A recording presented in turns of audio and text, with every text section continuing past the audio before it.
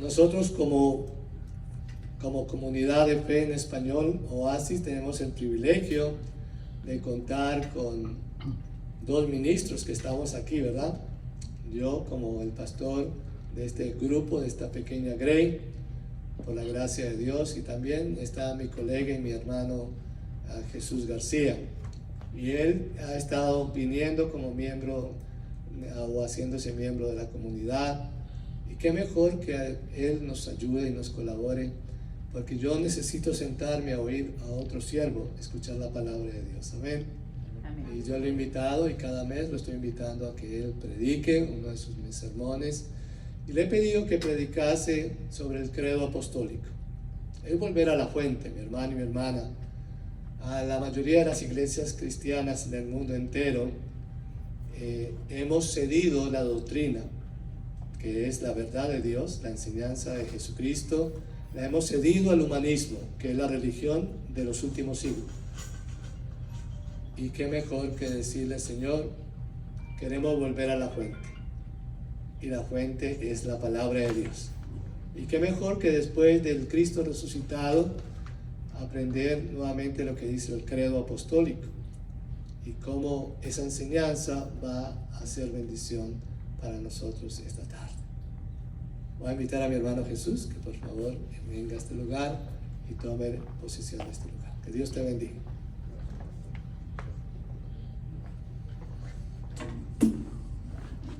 Dice la palabra del Señor que la obra que Él ha comenzado en nosotros, ¿saben lo que va a hacer con ella? La perfeccionará de día en día. Alguno dirá: ¿y cuál fue la obra que Él comenzó? La obra que comenzó en nosotros fue la obra de la salvación. Somos salvos por gracia, dice la palabra de Dios, por medio de la fe. Es un don de Dios, es un regalo, y esa obra que Él comenzó en nosotros la irá perfeccionando. La vida cristiana, yo siempre he dicho que es una vida de nuevos comienzos. Quizás tú no has comenzado con el Señor, pero Él en su misericordia te hace una invitación de que puedas dejarle que comience esa obra en ti. Vamos a ir a nuestra Biblia, vamos a ir al Evangelio de Lucas.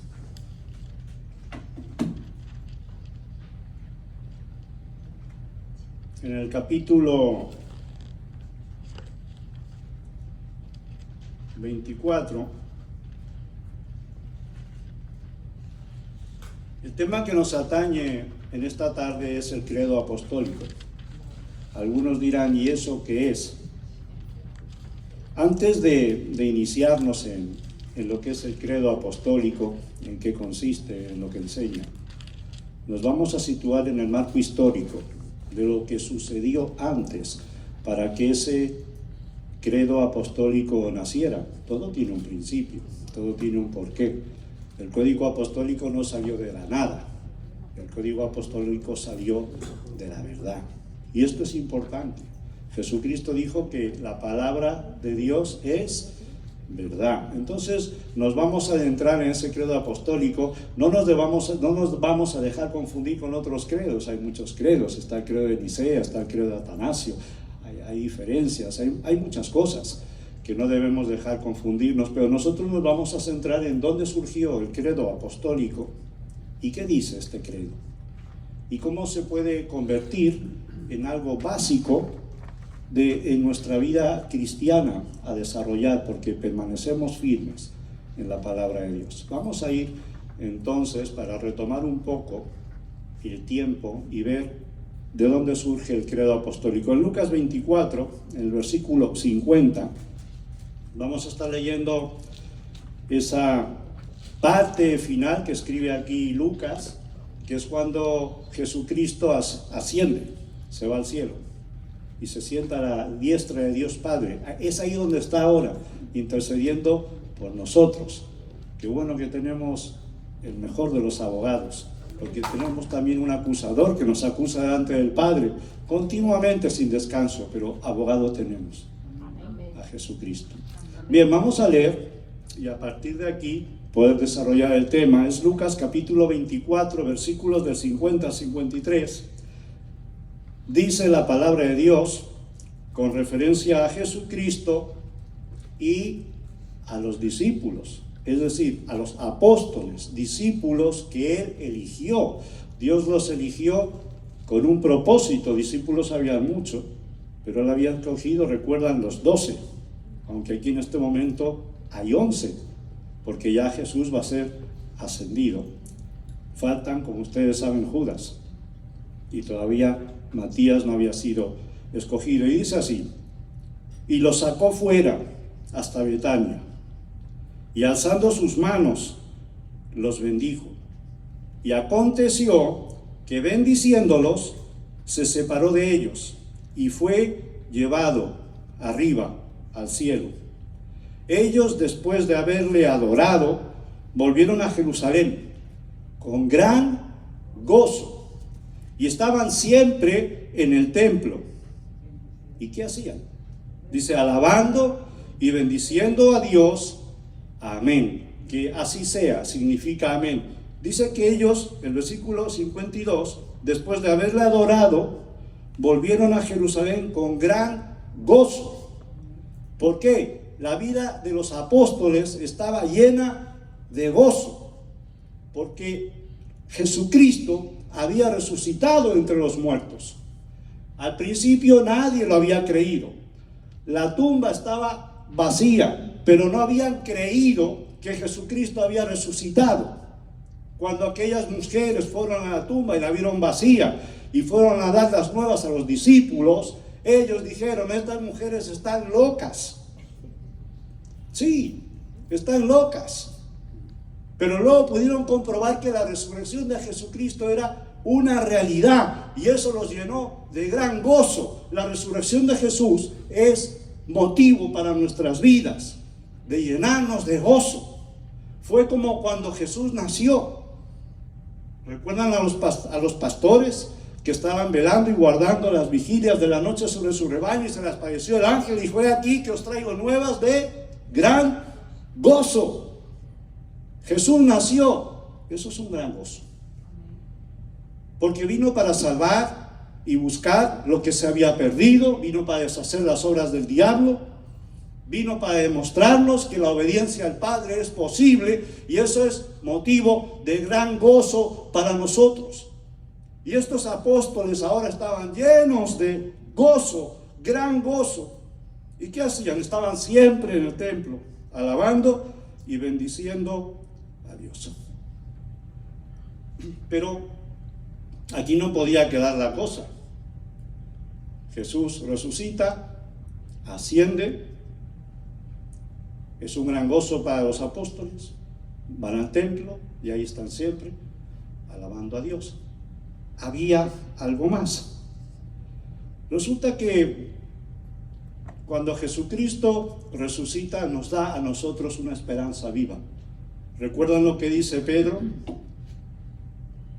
Pedro escribe en su capítulo 1, en el versículo 3, bendito el Dios y Padre de nuestro Señor Jesucristo, que según su grande misericordia nos hizo renacer para una esperanza viva por la resurrección de Jesucristo de los muertos. Una esperanza viva significa que es algo seguro, es vivo. Jesucristo resucita y eso trae seguridad a mi vida, es una esperanza viva. Yo tengo una esperanza viva porque yo he recibido a Cristo como mi único suficiente Salvador, y la Biblia me enseña que eso me lleva al cielo. Aquellos que no tienen a Cristo tienen una esperanza, sí, pero no es viva, es muerta, porque tienen que aceptar a Cristo para ser salvos. Hay una esperanza que nosotros estamos esperando. Jesucristo resucita, se le presenta a María Magdalena, se le presenta a los discípulos, a más de 500 hermanos a la vez, a Cefas, a Jacobo. Estuvo 40 días después de su resurrección. Vio a sus discípulos, comió con ellos, convivió con ellos, bebió, anduvo con ellos. Les enseñó las marcas en su cuerpo, las marcas de la crucifixión, en las manos, en los pies, el costado traspasado. Realmente era Jesús que había resucitado de los muertos. Es un gran gozo. Por eso Lucas, cuando escribe su evangelio, dice que se lo dedica a Teófilo. Ahí en el capítulo 1 de Lucas habla de esto, diciendo que, como ya sabemos, las cosas que han sido ciertísimas entre nosotros. No hay duda, Jesucristo resucitó. Pero ahora teníamos que entrar en el libro de los Hechos de los Apóstoles, porque vemos que Lucas termina diciendo que Jesús asciende, los apóstoles están en el templo siempre adorando y alabando a Dios, pero no podemos pasar al libro de Romanos, porque sería un salto que nadie entendería. El libro de los Hechos nos habla del Espíritu Santo, y esto es importante, porque sin el Espíritu Santo nada, ninguna cosa podría ocurrir. En Hechos capítulo 1, en el versículo 2, dice la palabra, con referencia a Jesucristo, hasta el día en que fue recibido arriba, después de haber dado mandamientos por el Espíritu Santo a los apóstoles que había escogido. Resulta que hemos visto que Jesús asciende, los apóstoles se quedan en el templo adorando y alabando a Dios, llenos de gozo, pero aquí dice, hasta el día en que fue recibido arriba, en Hechos capítulo 1, versículo 2, después de haber dado mandamientos por el Espíritu Santo. ¿A quién se los había dado? A los apóstoles, a los que había escogido. Ustedes siempre están en el templo alabando y adorando a Dios, muy bien, pero ustedes tienen algo que hacer. Les dio instrucciones. La vida cristiana no es una vida pasiva, es una vida activa. Tenían instrucciones, tenían que cumplir esas instrucciones que Dios a través de Jesucristo les había dado.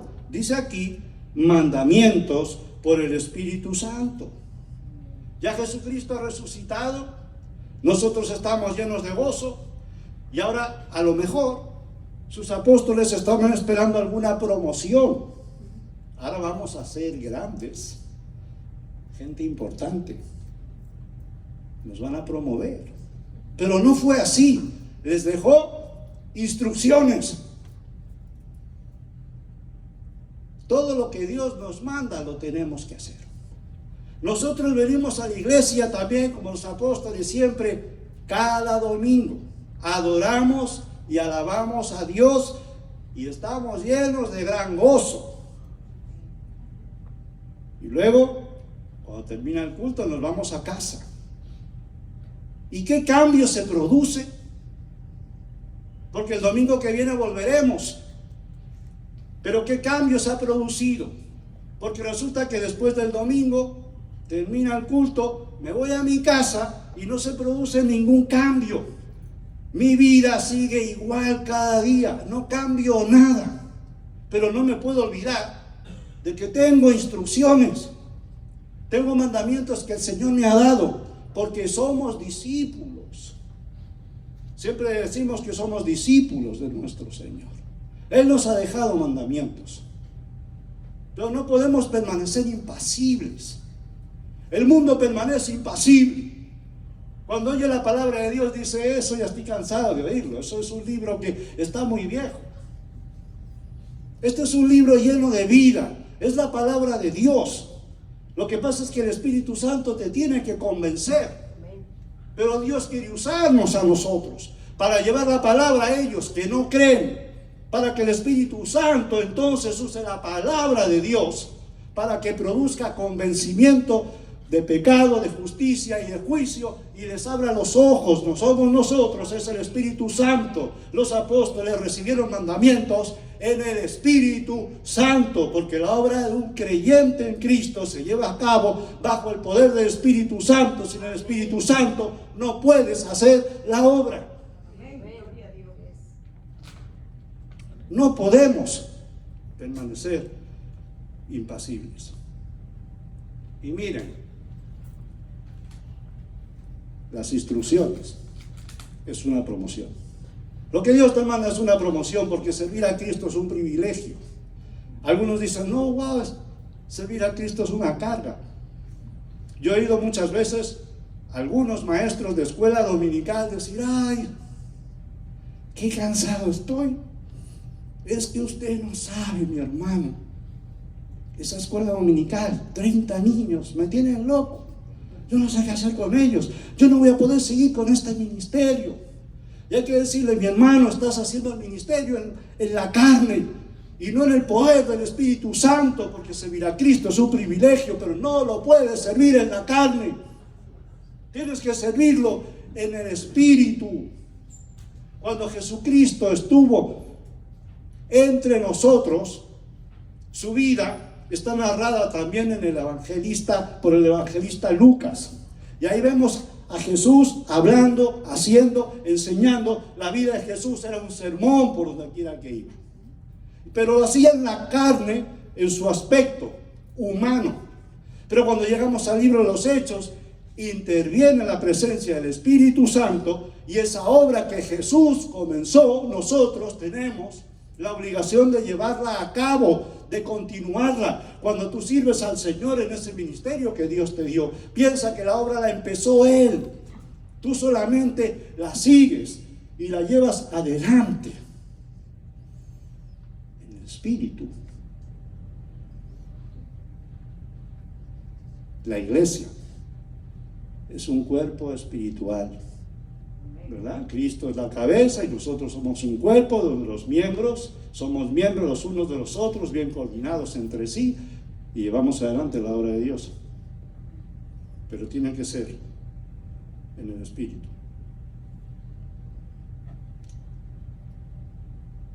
Miren, todo lo que Jesús ha hecho tiene que marcar la vida del creyente en Cristo. Y cuando digo marcar nuestra vida, significa que todo eso tiene que ser para nosotros de gran importancia. No es oírlo y leerlo y decir, no, eso ya lo he oído muchas veces, esta historia es vieja ya, me la repiten a cada rato. No. Piensa que tu vida tiene que estar marcada por lo que Jesús hizo, lo cual significa que tú le das importancia. Cuando leemos la Biblia hay cosas que se repiten. Y uno dice, pero si ya lo dijo en el versículo, hace 3 versículos atrás lo dijo. Hay muchos ejemplos. Uno puede ir, por ejemplo, a la oración de Jesús al Padre, en Juan 17, y dice, no son del mundo, como tampoco yo soy del mundo. Y luego seguimos leyendo unos versículos más adelante, no son del mundo, como tampoco yo soy del mundo, pero ya lo hemos oído, pues síguelo oyendo. Porque cuando la Biblia dice una cosa es importante, pero cuando la dice la misma cosa varias veces, hay que decir, hello, ¿qué pasa? ¿Qué me quiere decir el Señor? Que no eres del mundo. Porque tu vida tiene que estar marcada. Muchos creyentes tienen la costumbre de marcar sus Biblias. Y ahí habla la Biblia, es un arco iris, está toda llena de colores, y la marca. Y no hay nada malo en que uno marque la Biblia. Pero yo siempre digo, marca tu corazón. En lugar de tú marcar la Biblia, deja que la Biblia marque tu corazón. Y amóldate a lo que la Biblia te dice. No que la Biblia se amolde a ti. Tenemos que hacer lo que Dios dice, a la manera de Dios. No buscar nuestra comodidad o nuestras excusas, o por qué no hago una cosa o no hago otra, sino que sea la palabra de Dios la que nos hable. Miren, Cristo enseñó a sus discípulos y luego los mandó a seguir lo que Él había comenzado. Y para eso les envió su Santo Espíritu. Hechos, capítulo 1, versículo 8, ¿recuerdan lo que dice? Pero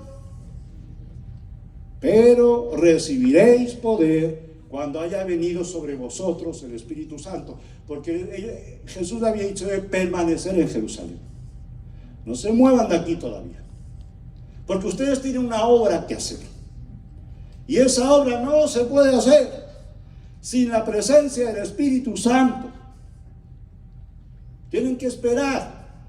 En pocos días ustedes van a recibir el Espíritu Santo, la promesa del Padre. Y alguno dirá, no, ya Jesús había soplado en ellos el Espíritu Santo, ¿recuerdan? En Juan capítulo 20, versículo 22, dice la palabra, y habiendo dicho esto, sopló y les dijo, recibir el Espíritu. Los apóstoles conocían cuáles eran las bendiciones del Espíritu, pero ahora se trataba de algo diferente. Ellos iban a recibir el bautismo del Espíritu y se iban a dar cuenta de la gracia de Dios, del consuelo de Dios, del poder que iban a recibir, el poder del Espíritu Santo. Y el poder del Espíritu Santo no es un poder cualquiera, no, es el poder que concibió a María. Es el poder que resucitó a Jesucristo de entre los muertos. ¿Conocen ustedes un poder superior al poder del Espíritu Santo?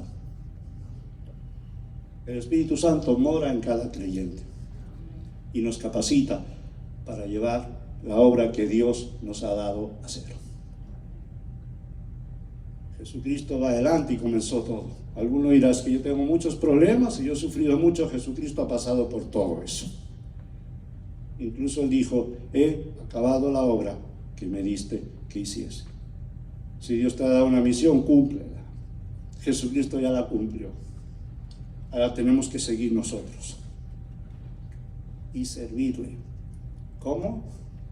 Con alegría. Porque todas las cosas las tenemos que hacer a la manera de Dios. Como dice el salmista, servir al Señor con alegría.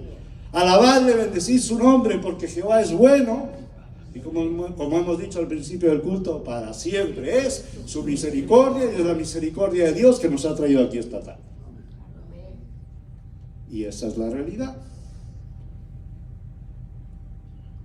Ahora, el propósito que Jesús tenía con sus discípulos cuando les dijo, esperen en Jerusalén, no se muevan, porque recibirán poder cuando vengan sobre ustedes el Espíritu Santo. El propósito era llenarlos de poder y bautizarlos en el cuerpo de Cristo.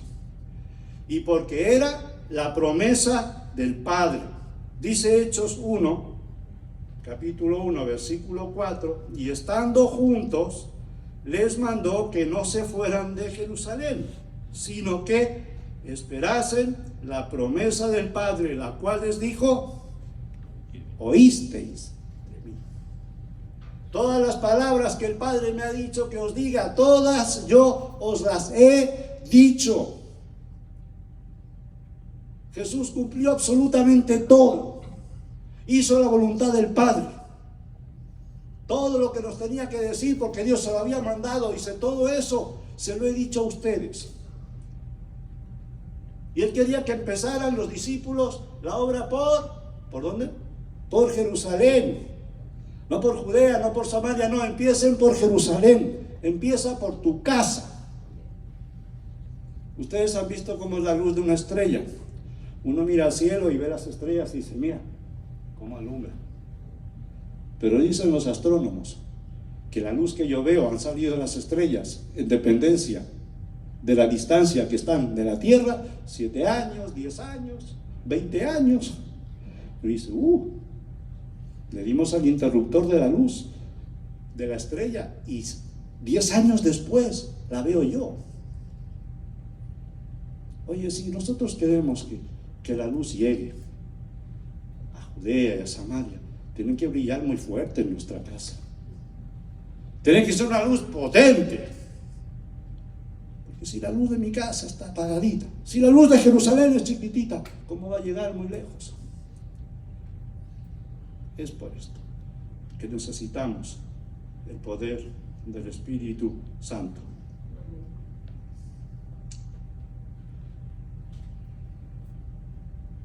¿De qué les habló Jesús a los discípulos? Porque les habló de muchas cosas. Piensen que los discípulos, aquellos escogidos, los apóstoles, fueron testigos de la vida de Jesús. Ellos vieron a Jesús morir y vieron a Jesús resucitar. ¿Lo vieron? Pudieron comprobar que Jesús resucitó. Cumplió la profecía de Jonás.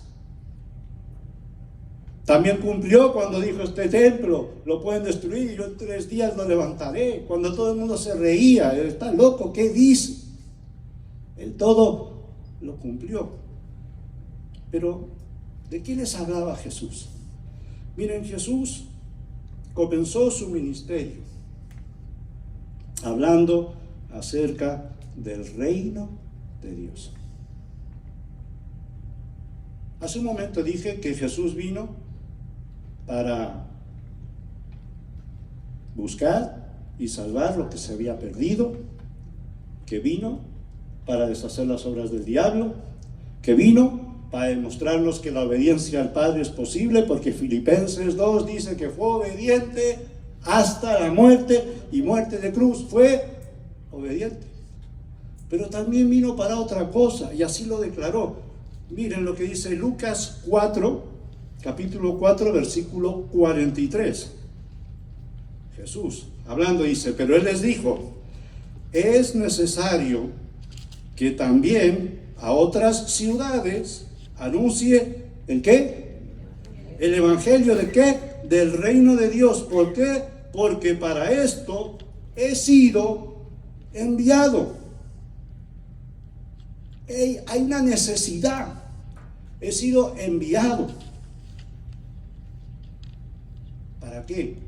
Dice aquí: porque tengo que anunciar el evangelio del reino de Dios. Él comienza así.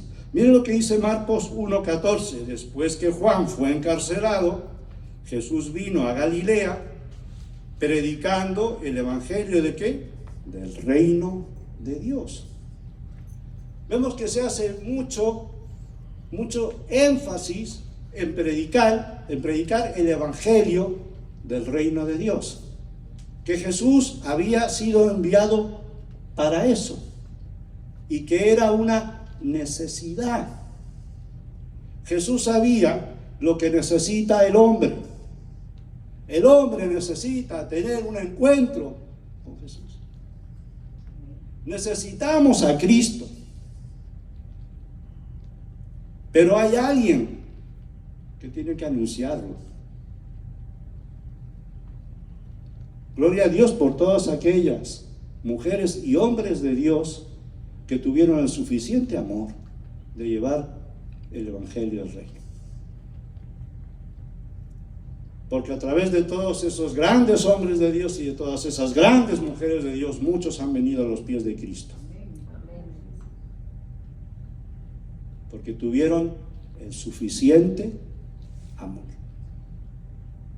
No solo se lo guardaron. Yo soy salvo, yo conozco la palabra, aquí termina todo y me voy al templo a adorar, a bendecir al Señor y ya. No. Hay mandamientos. Hay cosas que tenemos que hacer. Mira, antes de morir, continuó Jesús hablando acerca del reino de Dios. Y después de su resurrección, habló acerca del reino de Dios. Y no solo con referencia a esas bendiciones que emanan de la obra redentora, que fue llevada a cabo por su crucifixión y por su resurrección, sino también aquellas que serán consumadas en el futuro reino mesiánico, en el reino milenial, el reino de los 1000 años. Dice la palabra de Dios, hablando de escatología, que los creyentes en Cristo estaremos en ese reino milenario, pero no arreglándonos las uñas, predicando el evangelio del reino. De principio a fin, el reino de Dios. Miren, ¿qué fue lo que les mandó a sus 12 discípulos. Él les dejó mandamientos, les dejó una serie de instrucciones a estos apóstoles que él hubo escogido. Dice Lucas capítulo 9, versículo 2, y los envió a predicar ¿el qué? El reino de Dios. Señor, está por todos lados. Jesús comienza su ministerio predicando el evangelio del reino de Dios, insiste durante su vida en la tierra que predicó el reino de Dios. Le dice a sus discípulos: prediquen el reino de Dios. Voy a morir, pero prediquen el reino de Dios. Y cuando resucita dice: prediquen el reino de Dios. Por todos lados. Lucas 9:2, como dije, dice: y los envió a predicar el reino de Dios y a sanar enfermos. Y ya cuando está próxima su crucifixión, dice en Lucas capítulo 22, versículo 18: porque os digo que no beberé más del fruto de la vid. Ya estaba próxima su crucifixión, ya no iba a beber más del fruto de la vid, dice, hasta que el reino de Dios venga. Cuando resucita, sigue hablando acerca del reino de Dios, porque Él muere. Él dice eso porque os digo que no beberé más del fruto de la vid hasta que el reino de Dios venga. Luego Jesucristo es crucificado, al tercer día resucita, y mire lo que dice Hechos capítulo 1 versículo 3, hablando de Jesús, a quienes también después de haber padecido se presentó vivo, con muchas pruebas indubitables, no había duda. Era Jesucristo quien había resucitado. Dice, apareciéndoseles durante 40 días. Y hablándoles, ¿de qué les hablaba? Acerca del reino de Dios. 40 días. Creo que es tiempo más que suficiente para nosotros poder comprobar que se trata de verdad de Jesús. Y a veces cuando he hablado de Jesús, de su persona y de su obra, a algunos me dicen, no, pero Jesús no existió, yo no creo en eso. Y no sé si alguna vez lo he referido aquí. Y yo le pregunto, ¿y tú crees en Cristóbal Colón? Sí. ¿Y quién fue Cristóbal Colón? No, el que descubrió América. ¿Y en qué año? No, en 1412, no me acuerdo. Digo, ¿y tú crees eso? Y sí. ¿Y por qué lo crees? Porque está en los libros de historia. ¿Quién no lo sabe? Y si yo te digo que yo no me lo creo, ¿pero cómo no te lo vas a creer? Si todo el mundo lo sabe, si está en los libros de historia, ¿y por qué no te crees tú que Jesús resucitó de los muertos? Y todos lo sabemos. Si hay más pruebas de que Jesús resucitó que de que Colón descubrió América. El hombre es fácil para creer lo que dice el hombre, pero difícil para creer y aceptar la palabra de Dios.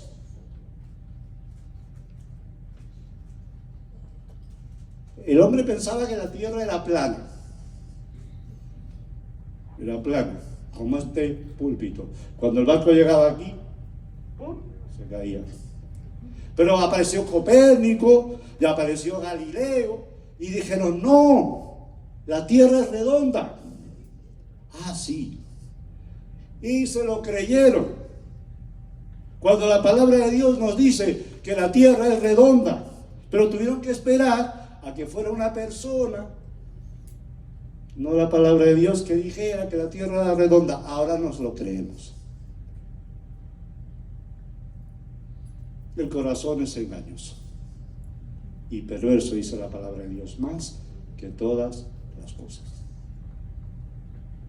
Por eso el Espíritu Santo va a obrar en un corazón perverso, en un corazón engañoso, para convencerlo de pecado, de justicia y de juicio. Por eso hace falta el Espíritu Santo. Mire, cuando hablamos del reino de Dios estamos hablando de un reino espiritual. No estamos hablando de un reino físico, no es un reino social, sino que es un reino espiritual y por consiguiente es el reino de Dios en el corazón de aquellos que han confiado en Él. Es el primer órgano que se forma, ustedes sabían eso, ¿verdad? Cuando hay un embrión en el vientre de una mamá, pum, pum, pum. ¿Qué es lo primero que se forma? Pum, pum, el corazón. ¿Y creen ustedes que esto es una casualidad? Dice la palabra de Dios que de todas las cosas que tú guardas tu corazón, porque de él mana la vida. El corazón es algo muy importante. De la abundancia del corazón habla la boca. Si tú quieres saber qué tiene una persona en su corazón, solamente escúchalo. Y no te asustes por todo lo que vas a oír. Porque eso es lo que tiene en su corazón. Por eso en la carta a los Colosenses, Pablo exhorta diciendo que nosotros llenemos nuestro corazón con la palabra de Dios. Para que cuando tu boca se abra, puedas hablar acerca del reino de Dios. Y que el Espíritu Santo pueda convencer a ese corazón engañoso y perverso de que tiene que aceptar a Cristo. Si no, no hay manera. Miren, como dije, el reino de Dios es un reino espiritual que está en el corazón de aquellos que han confiado en Él, y ahí es donde obra. Y además de esta manera es porque los discípulos pudieron llevar a cabo la obra que Dios les dijo que tenían que hacer. Por eso eran hombres comunes, hombres corrientes, ¿recuerdan? Pero sin embargo hicieron cosas extraordinarias que nadie podría hacer sin la presencia del Espíritu Santo obrando en ellos. Entonces esto es una realidad. ¿Recuerdan a Felipe? Felipe anunciaba el reino de Dios. ¿Recuerdan al apóstol Pablo? Pablo anunciaba el reino de Dios. Porque continuaron la obra. Ya no solo aquellos 12 discípulos escogidos, y nosotros vamos al libro de los Hechos, que habla de los discípulos y principalmente habla de Pedro y de Pablo. También podemos ver cómo Felipe predicaba y anunciaba el reino de Dios. Y se producían muchas conversiones. ¿Por qué? Porque anunciaba el reino de Dios. Es importante no olvidar predicar el evangelio, porque eso es lo que salva a las personas. Algunos se van de la doctrina y empiezan a especular sobre simbología. No, porque el número 40, el número 7, el número 10, las 70 semanas de Daniel, la última semana, todo eso está muy bien. Pero esto lo que nos trae es información. Necesitamos salvación. La gente a veces dice: yo no entiendo Apocalipsis, no sé lo que me están diciendo, ni Ezequiel, ni Zacarías. Es un rollo. El evangelio es sencillo, para gente sencilla. Quien no entiende, cree en el Espíritu Santo y serás salvo. Hay alguien que no puede entender esto. Una cosa es que no quieras aceptar la verdad, pero lo puedes entender. Felipe predicaba el reino de Dios, y ¿cuántos se convertían? Cuando predicaba Pedro, cuando predicaba Pablo, eran miles. Señor, para que se convierta uno. ¿Qué es lo que está pasando?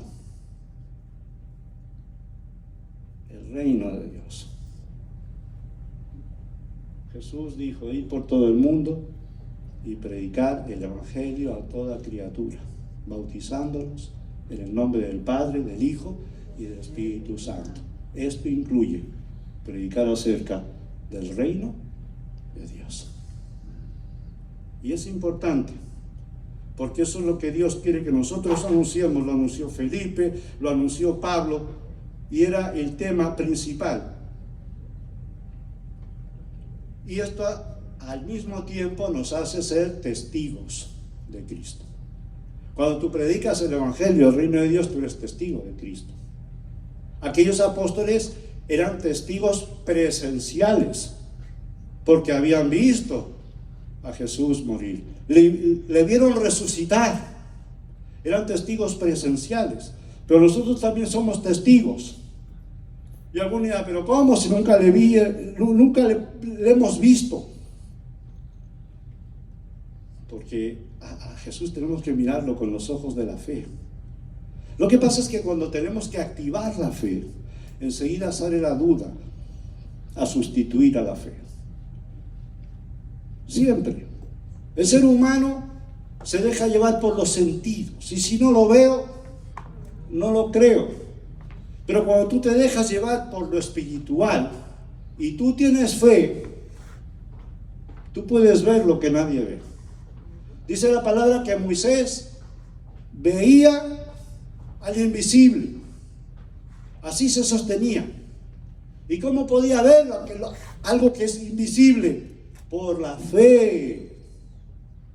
Por la fe en la palabra de Dios. Por eso nosotros somos testigos de Cristo, porque el Espíritu Santo nos ha revelado que Jesús es el Hijo de Dios. Hay un Dios Padre todopoderoso, creador del cielo y la tierra, y tiene su Hijo, su único Hijo, Jesucristo. ¿Y quién nos convenció de eso? El Espíritu Santo. ¿Y qué somos ahora? Testigos. Por eso hablamos lo que hablamos y decimos lo que decimos, porque hemos sido convencidos por el Espíritu Santo.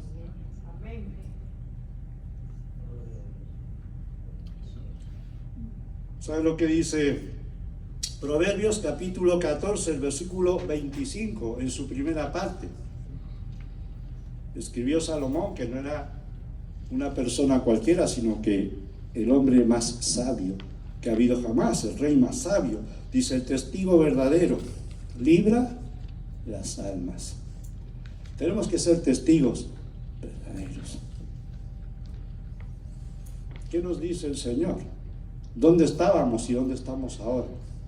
Hemos sido llamados. ¿De dónde? De las tinieblas. ¿A dónde? A su luz admirable. ¿Y para qué? Para que anunciemos las virtudes de aquel. Tenemos que anunciar las virtudes de nuestro Señor. Para eso hemos sido llamados. Para no callarnos, sino para hablar. ¿Y en qué creían los apóstoles? Porque los apóstoles, vemos que fueron esas 12 personas escogidas para ser enviados, para cumplir una misión. El Señor les dijo que tenían que anunciar el reino de Dios, que tenían que esperar a recibir la promesa del Padre, que era ser bautizados con el Espíritu Santo. Entonces estarían llenos de poder para llevar esa obra a cabo, porque la obra cristiana es una obra espiritual, porque esto es un tema espiritual. Dios es espíritu. Nosotros tenemos una parte espiritual. El cuerpo nuestro solamente es el envase. Nosotros no somos este cuerpo, es lo que está dentro de nosotros, lo que se renueva de día en día. Por eso el apóstol Pablo escribe la carta en Corinto y dice que este hombre exterior se va desgastando. Y es verdad. Cuando nos miramos al espejo, cada vez estamos más desgastados. Es normal, no le ocurre nada extraño a nadie, esto es así, es inevitable. Pero el hombre interior, por dentro, nos renovamos de día en día.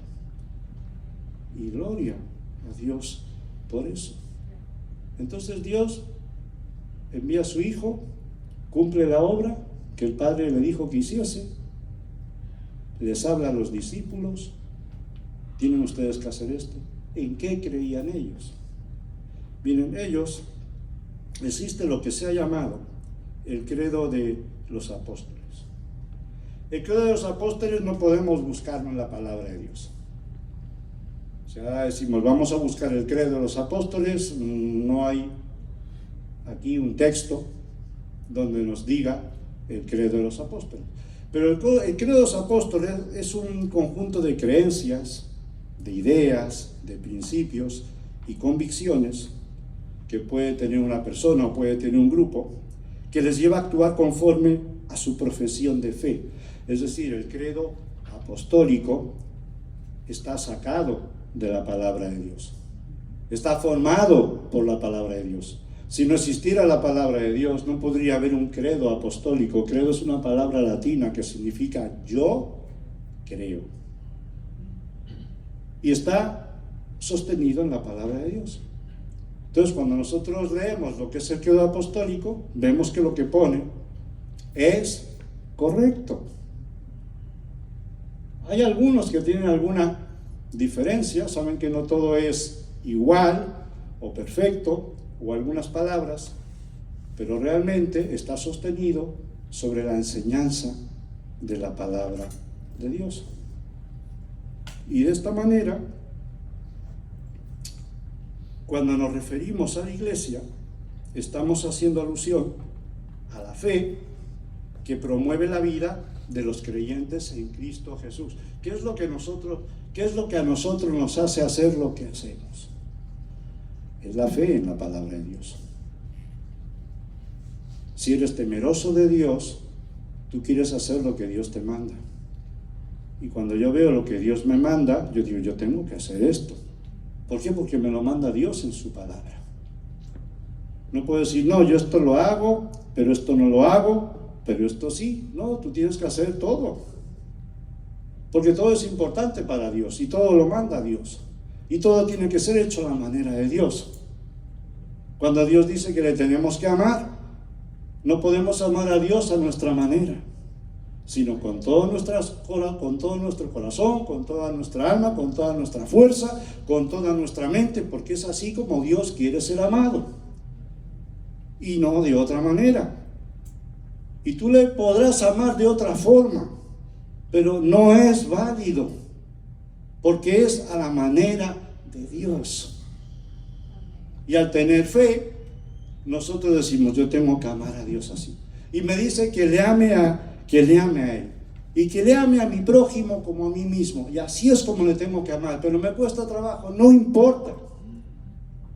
La obra del Espíritu Santo en tu vida te va a llevar a eso. La palabra de Dios dice, haya pues en vosotros ese sentir que hubo en Cristo Jesús. Tenemos que crecer. Tenemos que dejar que el Espíritu Santo tome el control de nuestro corazón, de nuestra mente. Mire, un credo es una declaración de las creencias básicas que constituyen la fe religiosa. Está construido y hecho a base de la palabra de Dios. Después de que Jesucristo asciende, con el devenir del tiempo, es decir, el tiempo fue pasando, se compusieron varios credos. A su momento nombré el credo de Nicea, el credo de Atanasio, el credo apostólico. Y algunos dirán, ¿y cómo son esos credos? Esos credos son el más sencillo, el más básico, por decirlo de alguna manera, es el credo apostólico. Luego está el credo de Nicea, que es un poco más extenso, pero el más extenso de todos, el más amplio, es el de Atanasio.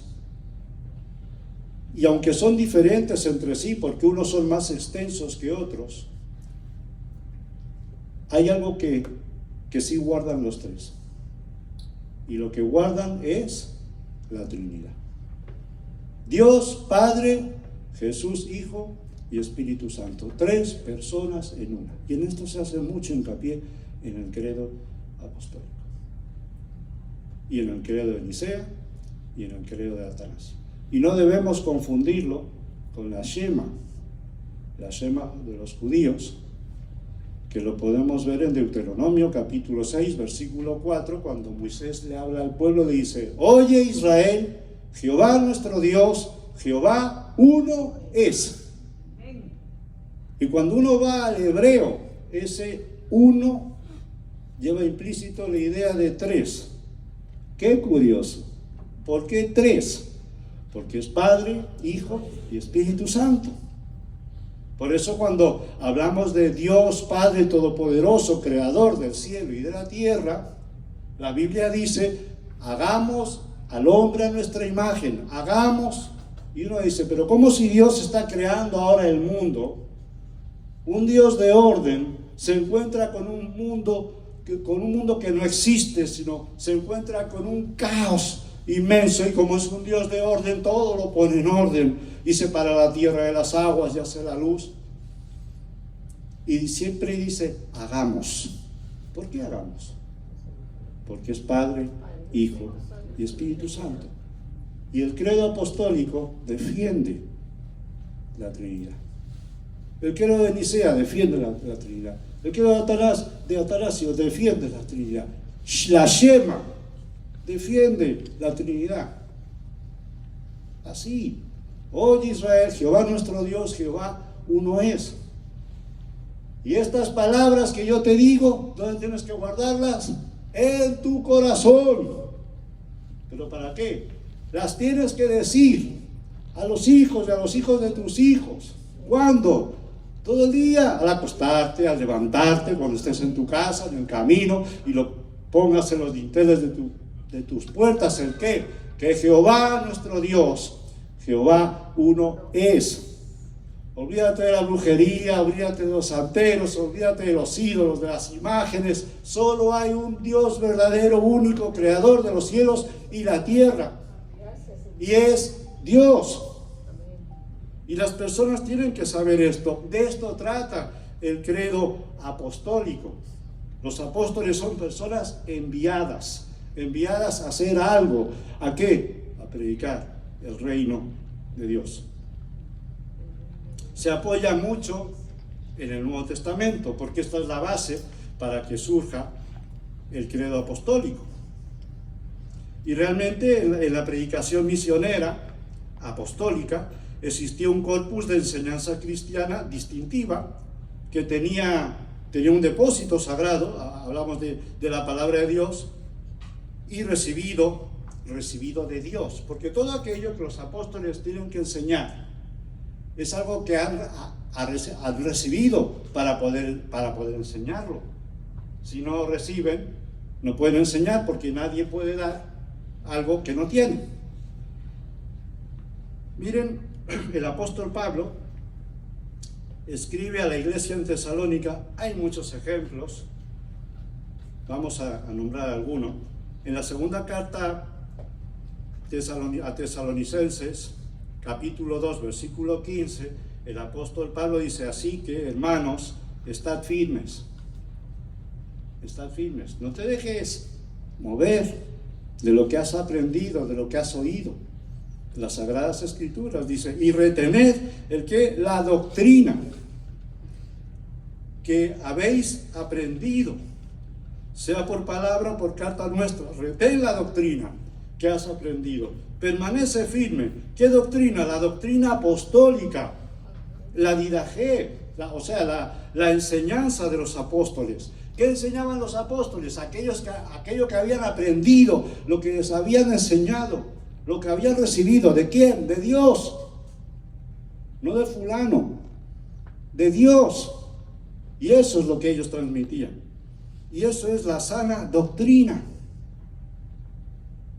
El apóstol Pablo se lo decía a Timoteo: tú enseña todo lo que esté de acuerdo con la sana doctrina. ¿Y cuál es la sana doctrina? La que no está enferma, la verdadera, la palabra de Dios, la palabra de vida.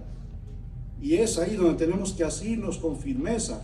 Hechos, en el capítulo 4, versículo 14, dice la palabra: por tanto, teniendo un gran sumo sacerdote que traspasó los cielos, Jesús, el Hijo de Dios, ¿qué tenemos que hacer? Retengamos nuestra profesión. Amén. En la carta primera a los Corintios, en el capítulo 15, el versículo 3 dice, porque primeramente os he enseñado lo que asimismo recibí, que Cristo murió por nuestros pecados conforme a las Escrituras. El mismo apóstol Pablo dice, yo te enseño lo que yo he recibido. Y el Señor me ha dicho que no me lo quede, sino que lo transmita. Pablo hablaba del reino de Dios. Y el credo apostólico tiene también raíces en lo que se ha llamado la iglesia primitiva. Tiene sus raíces en esa primera iglesia, porque también se origina a partir de esa fórmula bautismal trinitaria. ¿Saben a qué me refiero, no? La fórmula del bautismo. Por ejemplo, dice Mateo 28, 19, lo hemos nombrado hace un momento, por tanto, ir y hacer discípulos a todas las naciones, bautizándolos en el nombre del Padre y del Hijo y del Espíritu Santo. Y cuando hay un bautismo, hay preguntas y hay respuestas, hay una declaración. ¿Crees en el Señor Jesucristo como tu único y verdadero Salvador? Sí, creo. El bautismo es simbólico. Es una manifestación pública, no escondida, sino pública, de mi fe en Cristo Jesús. Y respondo que sí creo en Él. Y esta es la fórmula del bautismo. Es un acto de obediencia, porque es uno de los dos sacramentos que Jesucristo instauró, la cena del Señor y el bautismo.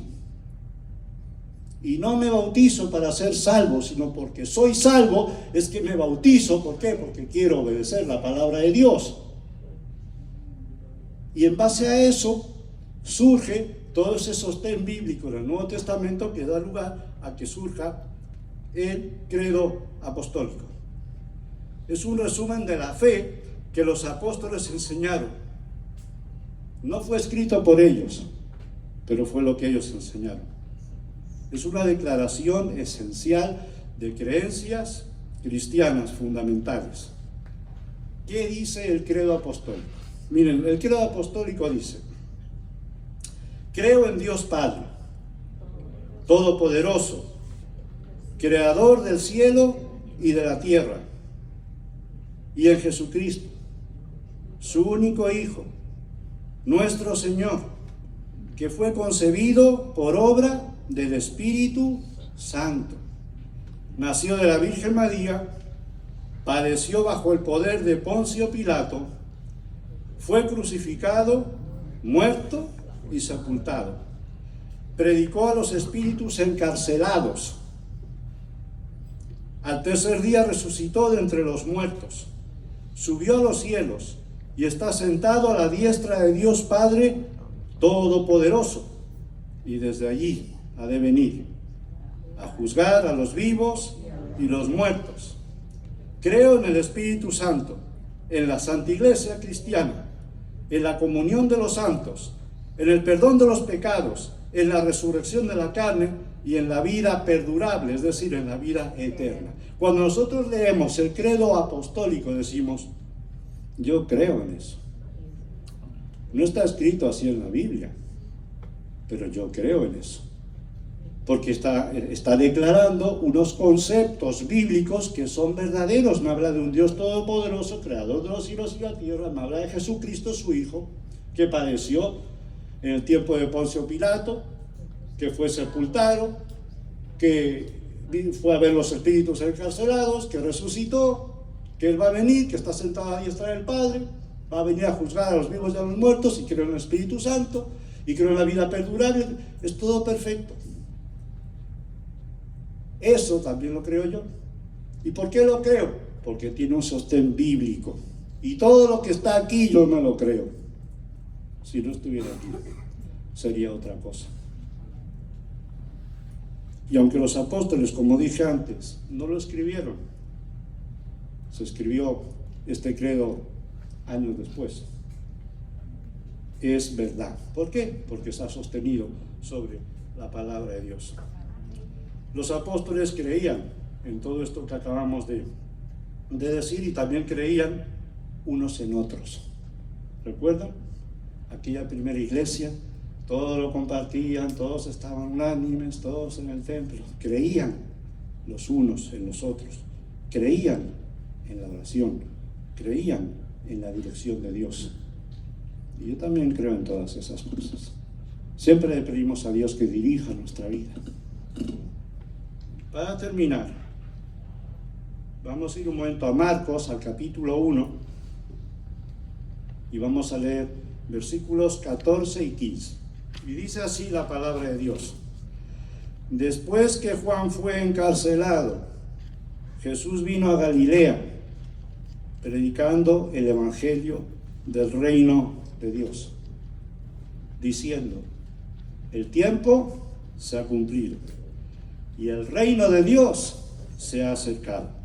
¿Qué hay que hacer? Arrepentíos y creer en el evangelio. Mira, esta palabra fue escrita hace muchos años, pero tiene una actualidad impresionante.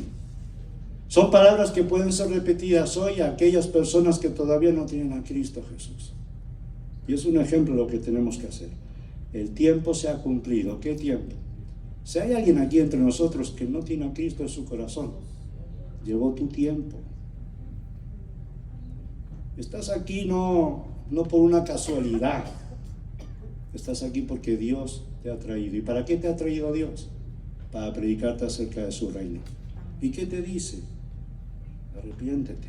El reino de Dios se ha acercado. Arrepiéntete. Cree en el evangelio. Cree en la palabra de Dios y sé salvo. Nadie te ofrece salvación para tu alma. Solamente hay salvación en Cristo Jesús, porque no hay otro nombre bajo el cielo dado a los hombres en que podamos ser salvos. Y después de predicar acerca del credo apostólico, del reino de Dios, no se puede pasar por alto hacer un llamado. Si hay alguien entre nosotros que no tiene a Cristo todavía, pero que quiere tener a Cristo en su corazón y ser salvo, levanta tu mano, ahí donde estás. Levanta tu mano para orar por ti. Que Dios te guarde, que Dios te guíe en tu vida. ¿Hay alguien